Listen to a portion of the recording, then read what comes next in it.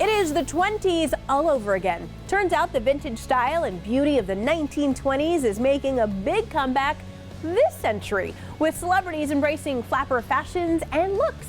Hattie D. Jamal has the rumble on how to look high class 20s style. Roaring 20s beauty is back with the modern twist. So we're turning to professional makeup artist Denise Black to help us travel back to the future through our face.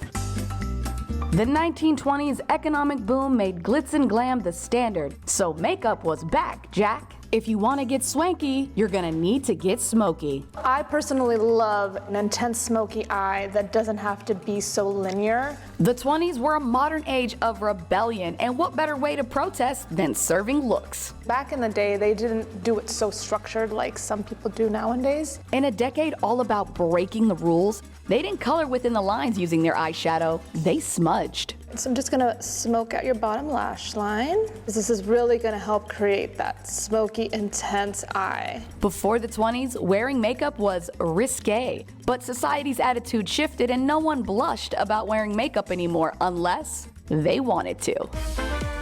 Bringing us to color your cheeks. Back in the day, they did a lot more cheek focus here. Subtle cheeks may be a thing now, but putting on the Ritz meant you wanted cheeks that pop. If you smile, you can see where the apples of your cheeks are, so we're just gonna focus the color. The flapper decade was all about bringing that doll face to life, and rouge was all the rage. They definitely did very bold cheeks back then. The 20s saw makeup become more affordable, but not more available. Using lipstick as blush was common and a staple item for any dame to have.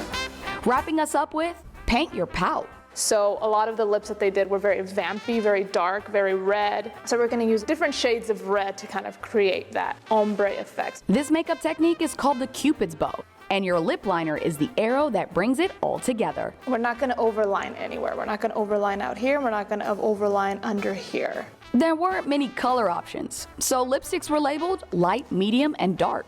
I think this part people had a lot of fun with because you can kind of go as vampy and as intense as you want. And now you're ready to paint the town red. I think we're missing something. Makeup trends that say, I am 20s, hear me roar.